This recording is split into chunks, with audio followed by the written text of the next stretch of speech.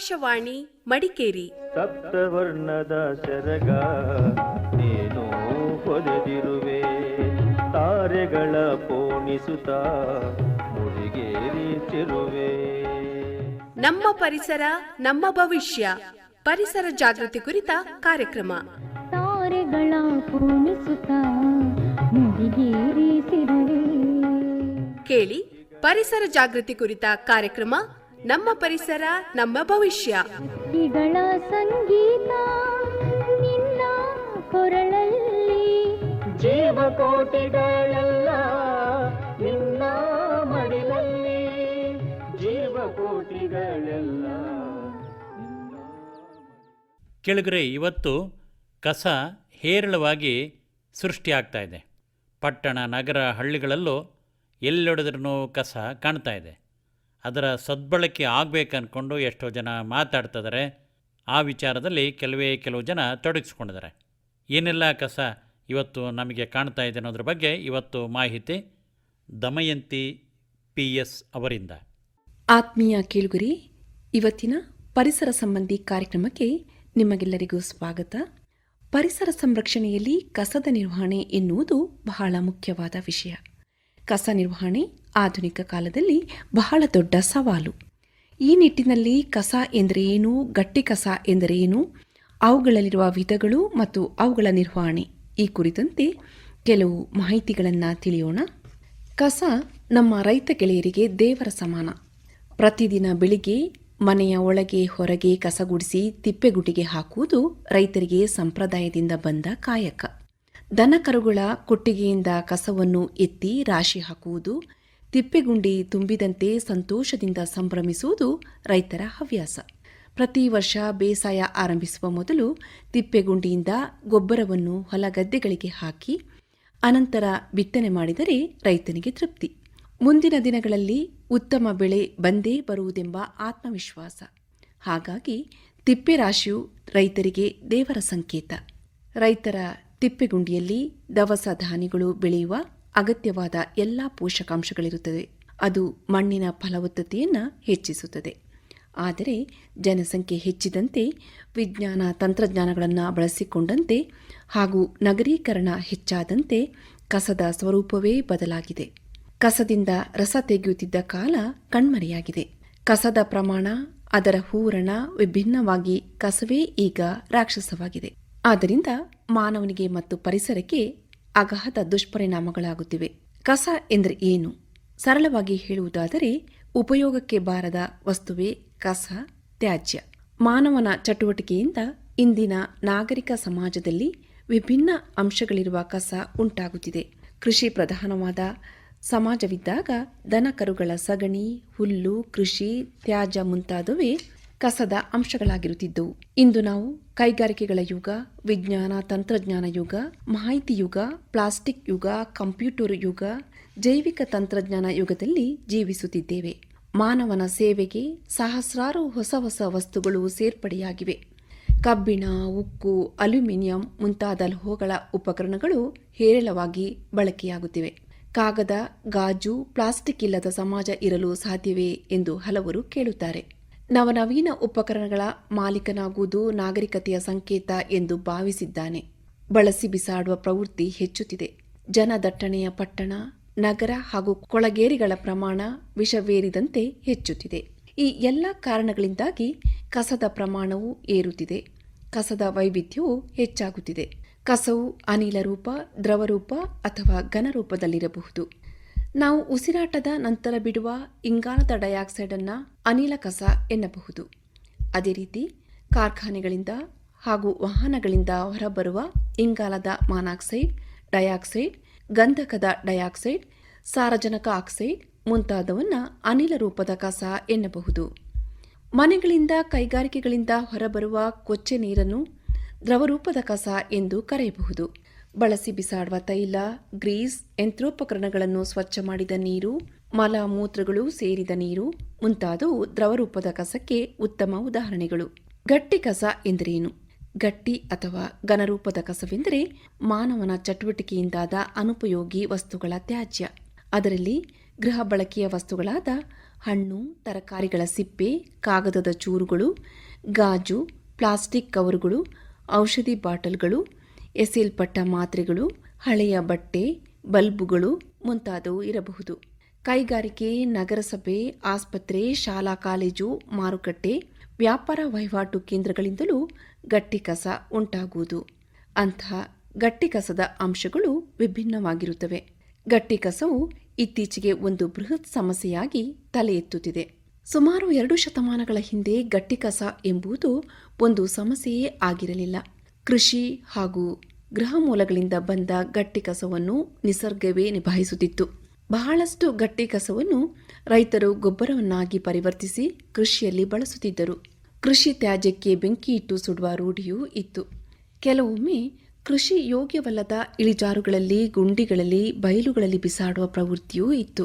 ಆದರೆ ಅಂದಿನ ಕಾಲದಲ್ಲಿ ಜನಸಂಖ್ಯೆ ಕಡಿಮೆ ಇದ್ದ ಕಾರಣ ಕಸದ ಪ್ರಮಾಣವು ಕಡಿಮೆ ಇರುತ್ತಿತ್ತು. ನಿಸರ್ಗ ಅರಗಿಸಿಕೊಳ್ಳಬಹುದಾದ ಗಟ್ಟಿ ಕಸ ಮಾತ್ರ ಇದ್ದುದರಿಂದ ಯಾವುದೇ ಸಮಸ್ಯೆ ಇರಲಿಲ್ಲ. ಇಂದು ಕಾಲ ಬದಲಾಗಿದೆ. ಜನಸಂಖ್ಯೆ ತೀವ್ರವಾಗಿ ಹೆಚ್ಚಿದೆ. ಗಾಜು, ಪ್ಲಾಸ್ಟಿಕ್ ಮುಂತಾದವನ್ನು ಸಹಸ್ರಾರು ವರ್ಷಗಳಾದರೂ ನಿಸರ್ಗ ಅರಗಿಸಿಕೊಳ್ಳಲು ಸಾಧ್ಯವಿಲ್ಲ. ಗಟ್ಟಿ ಕಸದ ರಾಶಿ ಪರ್ವತೋಪಾದಿಯಲ್ಲಿ ಬೆಳೆಯುತ್ತಿದೆ. ಜನರ ಜೀವನ ಮಟ್ಟ, ಆಹಾರದ ಅಭ್ಯಾಸ ಹಾಗೂ ವಾಣಿಜ್ಯ ಚಟುವಟಿಕೆಗಳನ್ನು ಆಧರಿಸಿ ಗಟ್ಟಿ ಕಸದ ಪ್ರಮಾಣ ನಿರ್ಧಾರವಾಗುವುದು. ನೀವು ಒಂದು ದಿನಕ್ಕೆ ಬಿಸಾಡುವ ಗಟ್ಟಿ ಕಸದ ಪ್ರಮಾಣದ ಎಷ್ಟೆಂದು ಊಹಿಸಿದ್ದೀರಾ? ಮುಖ ಕ್ಷೌರ ಮಾಡಿದ ಬ್ಲೇಡು, ಔಷಧಿಯ ಬಾಟಲಿ, ಹಳೆಯ ಕಾಗದಗಳು, ಕೆಟ್ಟು ಹೋದ ನಲ್ಲಿ, ಹರಿದ ಬಟ್ಟೆ, ಹಣ್ಣಿನ ಸಿಪ್ಪೆ ಹೀಗೆ. ಕೇಂದ್ರ ಮಾಲಿನ್ಯ ನಿಯಂತ್ರಣ ಮಂಡಳಿ ನಡೆಸಿದ ಸರ್ವೇಕ್ಷಣೆ ಪ್ರಕಾರ ಮೊದಲ ದರ್ಜೆ ನಗರಗಳಲ್ಲಿ ಪ್ರತಿದಿನ ಒಬ್ಬ ವ್ಯಕ್ತಿ 400 ಗ್ರಾಂಗಳಷ್ಟು ಗಟ್ಟಿ ಕಸವನ್ನು ಉತ್ಪತ್ತಿ ಮಾಡುತ್ತಾನೆ. ಸಣ್ಣ ಪುಟ್ಟ ನಗರಗಳಲ್ಲಿ ಒಬ್ಬ ವ್ಯಕ್ತಿ ಪ್ರತಿದಿನ ಸುಮಾರು 200 ಗ್ರಾಂಗಳಷ್ಟು ಗಟ್ಟಿ ಕಸ ಉತ್ಪಾದನೆ ಮಾಡುತ್ತಾನೆ. ನಗರಗಳ ಜನದಟ್ಟಣೆ ಹೆಚ್ಚಾದಂತೆ ಗಟ್ಟಿ ಕಸದ ತಲಾವಾರು ಉತ್ಪಾದನೆಯು ಹೆಚ್ಚಾಗುತ್ತದೆ. ನಗರಗಳು ಬೆಳೆದಂತೆ, ನಾಗರಿಕತೆ ಹೆಚ್ಚಿದಂತೆ, ಗಟ್ಟಿ ಕಸದ ಪ್ರಮಾಣ ಹೆಚ್ಚಿದಂತೆ ಅದರೊಳಗಿನ ಅಂಶಗಳಲ್ಲಿಯೂ ಬದಲಾವಣೆ ಉಂಟಾಗುತ್ತದೆ. ಗಟ್ಟಿ ಕಸವನ್ನು ಅದರ ಹುಟ್ಟಿನ ಸ್ಥಳವನ್ನಾಧರಿಸಿ ಗೃಹ ಕಸ, ನಗರಸಭೆ ಕಸ, ವಾಣಿಜ್ಯ ಕಸ ಇತ್ಯಾದಿ ಹೆಸರುಗಳನ್ನಿಟ್ಟು ವಿಂಗಡಿಸಬಹುದು. ಗೃಹ ಕಸ ಅಂದರೆ ಗೃಹ ಚಟುವಟಿಕೆಗಳಾದ ಅಡಿಗೆ ತಯಾರಿ, ಗುಡಿಸುವ, ದುರಸ್ತಿ ಮಾಡುವ, ಅಲಂಕಾರ ಮಾಡುವ, ಖಾಲಿಯಾದವುಗಳನ್ನು ಎಸೆಯುವ, ಬಟ್ಟೆ, ಹಳೆ ಕಾಗದ, ಪುಸ್ತಕಗಳು, ಹಳೆಯ ಪೀಠೋಪಕರಣಗಳನ್ನು ಎಸೆಯುವ ಮುಂತಾದ ಚಟುವಟಿಕೆಗಳಿಂದ ಸಿದ್ಧಗೊಳ್ಳುವ ಗಟ್ಟಿ ಕಸ.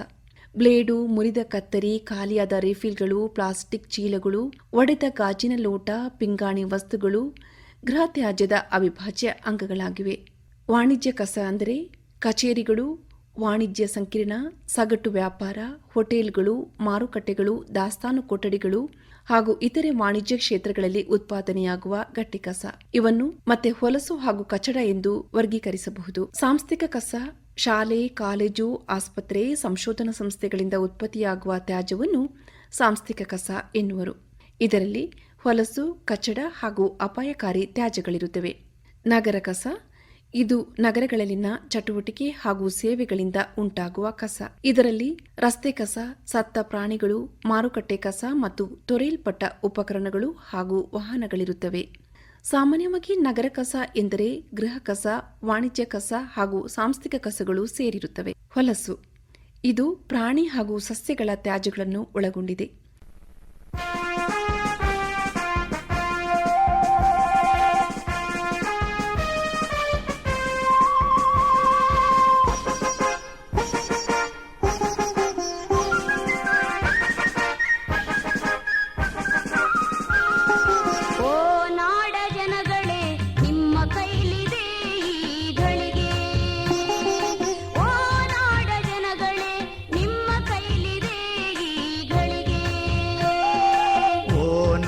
ಜನಗಳೇ ನಿಮ್ಮ ಕೈಲಿದೆ ಈ ಗಳಿಗೆ, ಓ ನಾಡ ಜನಗಳೇ ನಿಮ್ಮ ಕೈಲಿದೆ ಈ ಗಳಿಗೆ.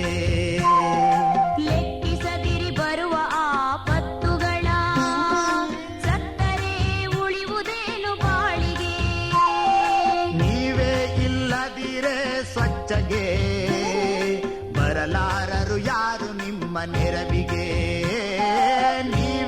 ಇಲ್ಲದಿರೆ ಸ್ವಚ್ಛಗೆ ಬರಲಾರರು ಯಾರು ನೆರವಿಗೆ.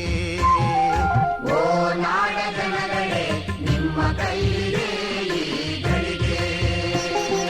ಓ ನಾಡ ಜನಗಳೇ ನಿಮ್ಮ ಕೈಲಿದೆ ಈ ಗಳಿಗೆ.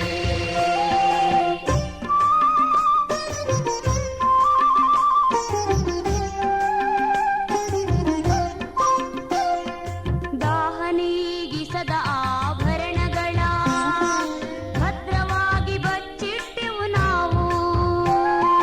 ಜೀವ ಜಲದ ಜೀವಂತಿಕೆ ಉಳಿಸದೆ ಬರುವ ದಿನಗಳಿಗೆ ಸಾವು ಬಿತ್ತಿದೆವು.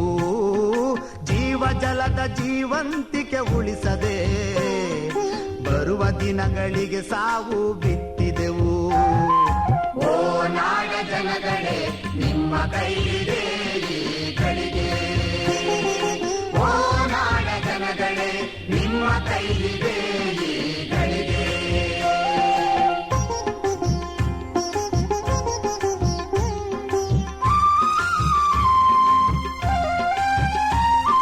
ಸ್ವಚ್ಛವಾದ ನೀರು ಸಾಗಲಿ ನಮ್ಮೂರ ತೇರಿನ ಹಾಗೆ.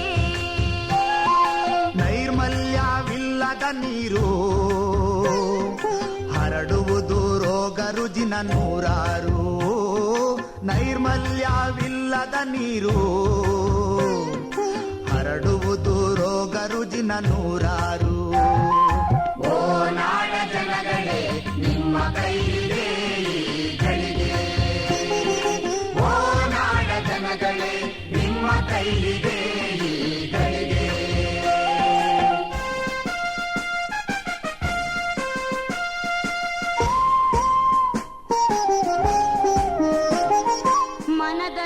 ಮನದಲ್ಲೊಂದಾಲಯವಿರಲಿ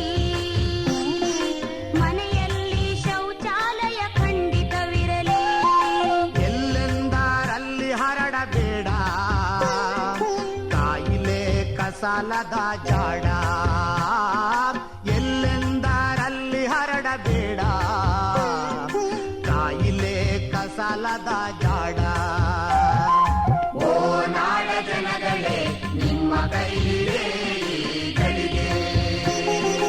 ಓ ನಾಡ ಜನಗಳೇ ನಿಮ್ಮ ಕೈಲಿದೆ ಈ ಗಳಿಗೆ.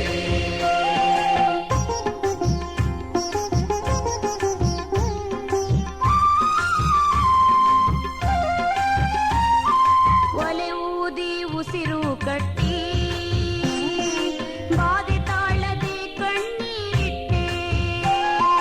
ಹೊಗೆರಹಿತ ಒಲೆಯನ್ನು ಬಳಸಿ 100 ಕಾಲ ಮಕ್ಕಳ ಹರಸಿ. ಹೊಗೆರಹಿತ ಒಲೆಯನ್ನು ಬಳಸಿ 100 ಕಾಲ ಮಕ್ಕಳ ಹರಸಿ. ಓ ನಾಡ ಜನಗಳೇ ನಿಮ್ಮ ಕೈಲಿದೆ ಈ ಗಳಿಗೆ.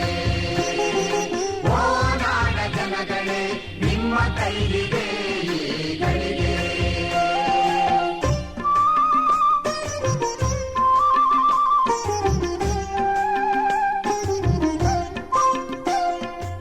ಎತ್ತು ಎಮ್ಮೆ ಕುರಿಗಳ ತೊಳೆದು ಸೊಳ್ಳೆ ನೊಣಗಳ ಸಂತೆ ಮಾಡಿದೆ. ಕೆರೆ ಕುಂಟೆ ನಾಜೂಕಾಗಿಲ್ಲದೆ ಊರು ಕೇರಿಗೆ ನೆಮ್ಮದಿ ಇರುವುದೇ. ಕೆರೆ ಕುಂಟೆ ನಾಜೂಕಾಗಿಲ್ಲದೆ ಊರು ಕೇರಿಗೆ ನೆಮ್ಮದಿ ಇರುವುದೇ.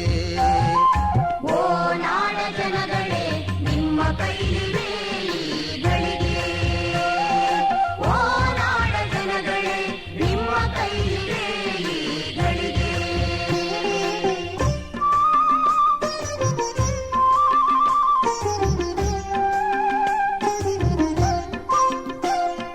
ಕಲಿತಿರುವುದು ಏನೂ ಇಲ್ಲ ಕಲಿಯಬೇಕು ಏನೇನೆಲ್ಲ. ಶುದ್ಧ ನೀರು ಪರಿಶುದ್ಧ ಗಾಳಿ ಜೀವಕೋಟಿಗೆ ಅಮ್ಮನ ಲಾಲಿ. ಶುದ್ಧ ನೀರು ಪರಿಶುದ್ಧ ಗಾಳಿ ಜೀವಕೋಟಿಗೆ ಅಮ್ಮನ ಲಾಲಿ. ಓ ನಾಡ ಜನಗಳೇ ನಿಮ್ಮ ಕೈಲಿದೆ ಈ ಗಳಿಗೆ. ಓ ನಾಡ ಜನಗಳೇ ನಿಮ್ಮ ಕೈ ಕೈಲಿದೆ ಈ ಗಳಿಗೆ. ಓ ನಾಡ ಜನಗಳೇ ನಿಮ್ಮ ಕೈಲಿದೆ ಈ ಗಳಿಗೆ. ಓ ನಾಡ ಜನಗಳೇ ನಿಮ್ಮ ಕೈಲಿದೆ ಈ ಗಳಿಗೆ.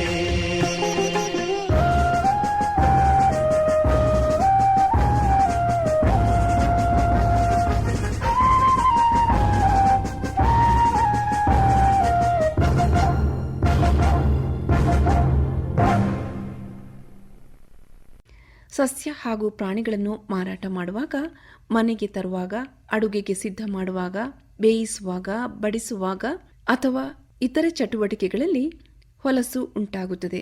ಇನ್ನು ಬೂದಿ, ಸೌದೆ ಗಿಡಗಂಟೆಗಳನ್ನು ಉರಿಸುವಾಗ, ಇದ್ದಿಲು ಸಿದ್ಧ ಮಾಡುವಾಗ, ಗೃಹ ಸಂಸ್ಥೆ ಹಾಗೂ ಸಣ್ಣ ಕೈಗಾರಿಕೆಗಳಲ್ಲಿ ಬಿಸಿನೀರು ಪಡೆಯುವ ಸಂದರ್ಭದಲ್ಲಿ ಸೌದೆ ಉರಿಸುವುದರಿಂದ ಬೂದಿ ಉಂಟಾಗುವುದು.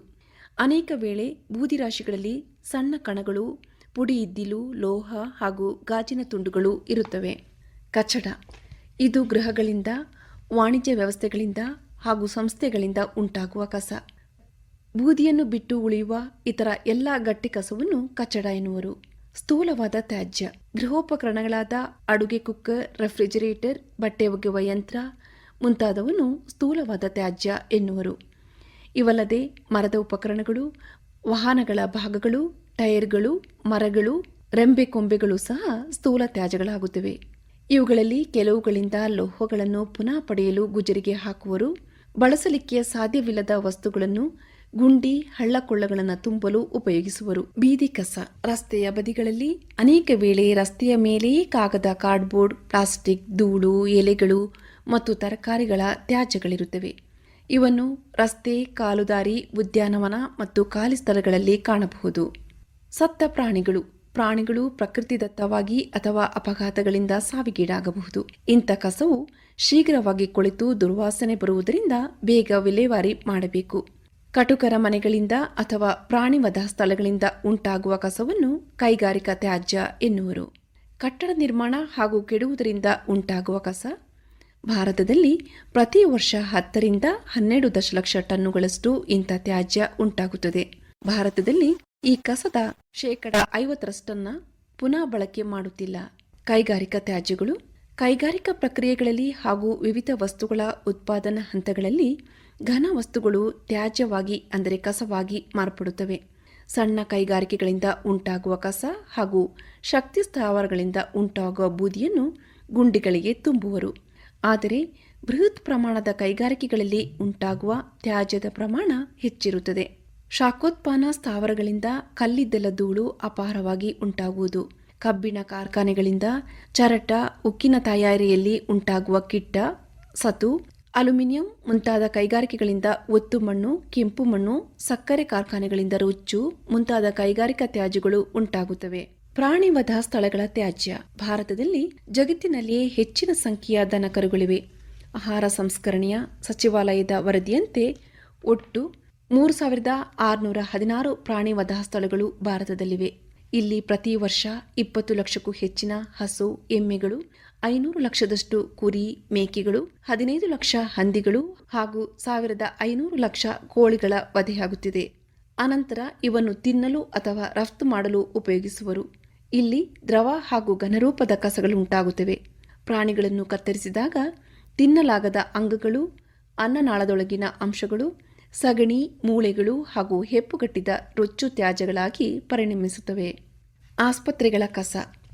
ಮಾನವ ಅಥವಾ ಪ್ರಾಣಿಗಳ ಕಾಯಿಲೆಗಳನ್ನು ಪತ್ತೆ ಹಚ್ಚುವಾಗ, ಗುಣಪಡಿಸುವಾಗ, ಚುಚ್ಚುಮದ್ದು ನೀಡುವಾಗ ವಿವಿಧ ರೀತಿಯ ಕಸಗಳು ಉಂಟಾಗುತ್ತವೆ. ಸೂಜಿಗಳು, ಕೊಳಕಾದ ಹತ್ತಿ ಉಂಡೆಗಳು, ಬಿಸಾಡುವ ಇಂಜೆಕ್ಷನ್ ಟ್ಯೂಬ್ಗಳು, ಅಂಗಾಂಶ ತ್ಯಾಜ್ಯಗಳು, ಎಸೆಯಲ್ಪಟ್ಟ ಔಷಧಿಗಳು, ರಾಸಾಯನಿಕ ತ್ಯಾಜ್ಯಗಳು, ಸೂಕ್ಷ್ಮ ಜೀವಿಗಳು ಇತ್ಯಾದಿಗಳು ಆಸ್ಪತ್ರೆಯ ಕಸದಲ್ಲಿರುತ್ತವೆ. ಇವುಗಳಲ್ಲಿ ಶರೀರದ ದ್ರವಗಳು, ಬ್ಯಾಂಡೇಜ್, ಹತ್ತಿ, ಮಾನವನ ಮಲಮೂತ್ರಗಳು, ಶಸ್ತ್ರಚಿಕಿತ್ಸೆಯಿಂದ ಹೊರತೆಗೆದ ಅಂಗಗಳು ಇರಬಹುದು. ಆಸ್ಪತ್ರೆ ಕಸವು ತುಂಬಾ ಅಪಾಯಕಾರಿಯಾದುದು. ಇದರಲ್ಲಿ ಸೋಂಕು ಉಂಟುಮಾಡುವ ಕ್ರಿಮಿಗಳು, ವಿಷಾಣುಗಳು ಇರುತ್ತವೆ. ಈ ತ್ಯಾಜ್ಯವನ್ನು ವೈಜ್ಞಾನಿಕವಾಗಿ ವಿಲೇವಾರಿ ಮಾಡದಿದ್ದಲ್ಲಿ ಅನೇಕ ರೋಗರುಜಿನಗಳು ಹರಡುವ ಸಾಧ್ಯತೆ ಇರುತ್ತವೆ. ಆಸ್ಪತ್ರೆ ಕಸವನ್ನು ಸಮರ್ಪಕವಾಗಿ ವಿಲೇವಾರಿ ಮಾಡಲು ಸೂಕ್ತ ವಿಧಿವಿಧಾನಗಳನ್ನು ಅನುಸರಿಸಬೇಕು. ಜೈವಿಕ ಔಷಧಿಯ ಕಸ ಬಯೋಮೆಡಿಕಲ್ ವೇಸ್ಟ್ ಮಾನವ ಅಥವಾ ಪ್ರಾಣಿಗಳ ರೋಗ ತಪಾಸಣೆ, ಚಿಕಿತ್ಸೆ, ಲಸಿಕೆ ಹಾಕುವ ಕ್ರಿಯೆ ಅಥವಾ ಅವುಗಳ ಸಂಶೋಧನೆ ಮಾಡುವಾಗ ಉಂಟಾಗುವ ದ್ರವ ಅಥವಾ ಘನ ರೂಪದ ಕಸವನ್ನು ಜೈವಿಕ ಔಷಧಿಯ ಕಸ ಎನ್ನುವರು. ಇದರಲ್ಲಿ ತ್ಯಾಜ್ಯವಿರುವ ಉಪಕರಣಗಳು ಅಥವಾ ಮಧ್ಯದಲ್ಲಿ ಉಂಟಾಗುವ ಉತ್ಪನ್ನಗಳನ್ನು ಸಹ ಜೈವಿಕ ಔಷಧಿಯ ಕಸ ಎಂದು ಕರೆಯುವರು.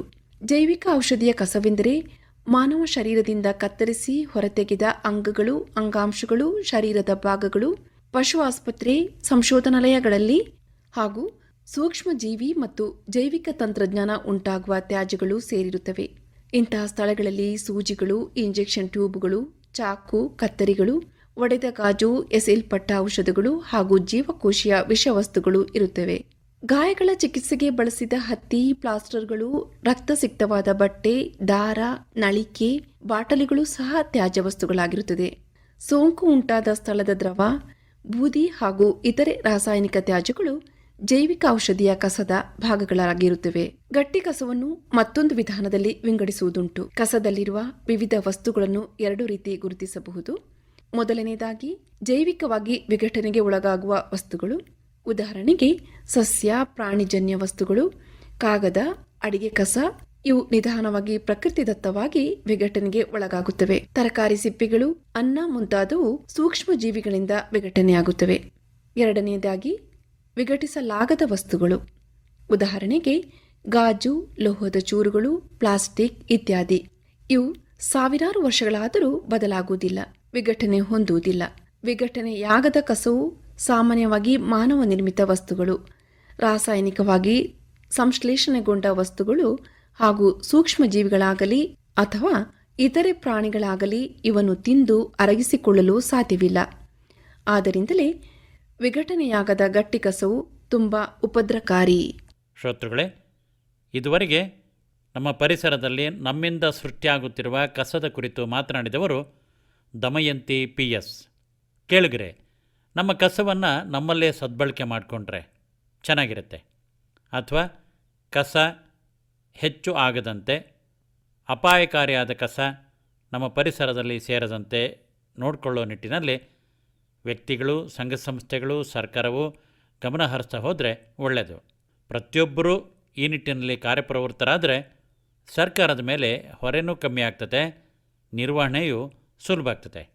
ಮುಂದಿನ ಕಾರ್ಯಕ್ರಮದಲ್ಲಿ ಈ ಕುರಿತಂತೆ ಮತ್ತಷ್ಟು ಸಂಗತಿಗಳು, ಈ ಕಸದಿಂದ ಆಗುವ ಅನಾಹುತಗಳು ಮತ್ತು ಕಸವನ್ನು ಸದ್ಬಳಕೆ ಮಾಡುವ ನಿಟ್ಟಿನಲ್ಲಿ ನೀವೆಲ್ಲ ಹೇಗೆ ಸಾಗಬೇಕನ್ನೋದ್ರ ಬಗ್ಗೆ ವಿಚಾರಗಳನ್ನು ತಿಳಿಸಲಾಗುತ್ತೆ.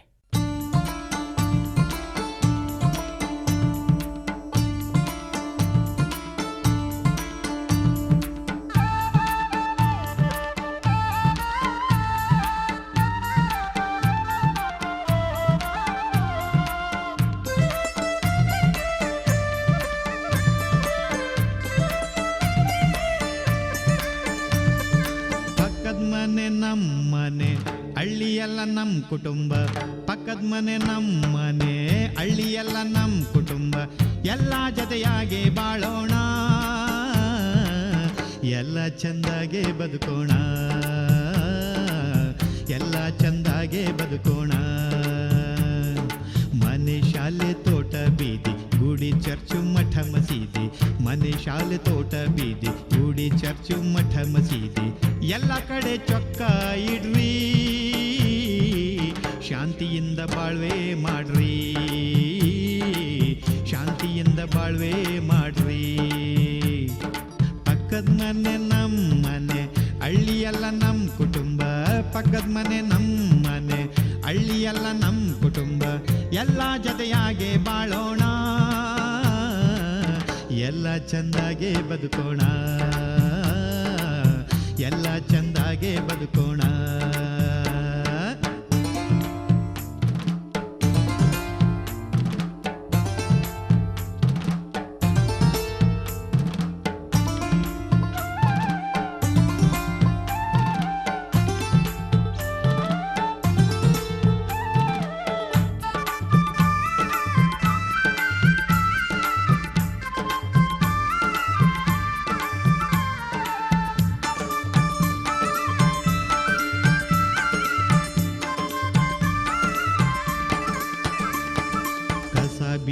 ಎಸೆಯಬ್ಯಾಡಿ, ರಾಸಾಯನಿಕ ಬಳಸಬ್ಯಾಡಿ. ಕಸ ಬೀದಿಲಿ ಎಸೆಯಬ್ಯಾಡಿ, ರಾಸಾಯನಿಕ ಬಳಸಬ್ಯಾಡಿ. ನೀರನ್ನು ಪೋಲು ಮಾಡಬ್ಯಾಡಿ, ಯಾರನ್ನು ಸುಮ್ಕೆ ಜರಿಯಬ್ಯಾಡಿ, ಯಾರನ್ನು ಸುಮ್ಕೆ ಜರಿಯಬ್ಯಾಡಿ. ಅವ್ರಿವ್ರಲ್ಲಿ ಜಗಳ ಬೇಡ, ಸುಮ್ಕೆ ಯಂತ್ರ ಬಳಸೋದು ಬೇಡ. ಅವ್ರಿವ್ರಲ್ಲಿ ಜಗಳ ಬೇಡ, ಸುಮ್ಕೆ ಯಂತ್ರ ಬಳಸೋದು ಬೇಡ. ಹೊಟ್ಟೆ ಮ್ಯಾಗೆ ಹೊಡೆಯೋದು ಬೇಡ, ಕೆಲಸಕ್ಕಾಗಿ ವಲಸೆ ಬೇಡ, ಕೆಲಸಕ್ಕಾಗಿ ವಲಸೆ ಬೇಡ. ಪಕ್ಕದ ಮನೆ ನಮ್ಮ ಮನೆ, ಹಳ್ಳಿಯೆಲ್ಲ ನಮ್ಮ ಕುಟುಂಬ. ಪಕ್ಕದ ಮನೆ ನಮ್ಮ ಮನೆ, ಹಳ್ಳಿಯೆಲ್ಲ ನಮ್ಮ ಕುಟುಂಬ. ಎಲ್ಲ ಜೊತೆಯಾಗೆ ಬಾಳೋಣ, ಎಲ್ಲ ಚಂದಾಗೆ ಬದುಕೋಣ, ಎಲ್ಲ ಚಂದಾಗೆ ಬದುಕೋಣ.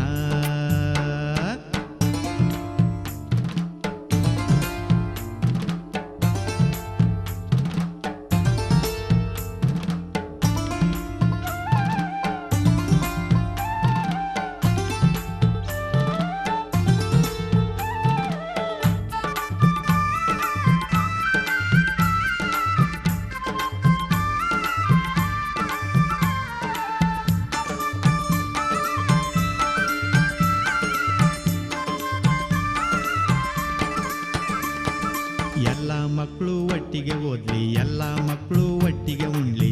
ಎಲ್ಲ ಮಕ್ಕಳು ಒಟ್ಟಿಗೆ ಓದ್ಲಿ, ಎಲ್ಲ ಮಕ್ಕಳು ಒಟ್ಟಿಗೆ ಉಣ್ಲಿ. ಎಲ್ಲ ಜನರು ಒಟ್ಟಿಗೆ ಬದುಕ್ಲಿ, ಒಬ್ರನ್ನೊಬ್ರು ಕೈ ಹಿಡಿದು ನಡೆಸ್ಲಿ, ಒಬ್ರನ್ನೊಬ್ರು ಕೈ ಹಿಡಿದು ನಡೆಸ್ಲಿ. ಒಬ್ರನ್ನೊಬ್ರು ನೋಯಿಸೋದು ಬೇಡ, ಒಬ್ರಿಗೆ ತೊಂದರೆ ಕೊಡೋದು ಬೇಡ.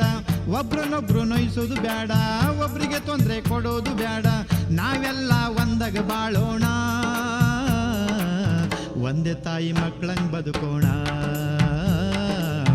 ಒಂದೇ ತಾಯಿ ಮಕ್ಕಳಂಗ್ ಬದುಕೋಣ. ನಾವೆಲ್ಲ ಒಂದಾಗ ಬಾಳೋಣ, ಒಂದೇ ತಾಯಿ ಮಕ್ಕಳಂಗ್ ಬದುಕೋಣ,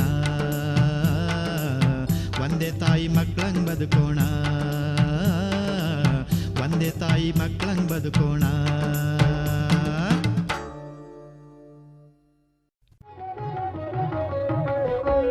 ಸಪ್ತವರ್ಣದ ಸೆರಗ ನೀನು ಹೊದೆದಿರುವೆ, ತಾರೆಗಳ ಪೋಣಿಸುತ್ತ ಮುಡಿಗೇರಿಸಿರುವೆ. ಇದುವರೆಗೆ ನಮ್ಮ ಪರಿಸರ ನಮ್ಮ ಭವಿಷ್ಯ ಪರಿಸರ ಜಾಗೃತಿ ಕುರಿತ ಕಾರ್ಯಕ್ರಮ ಕೇಳಿದಿರಿ.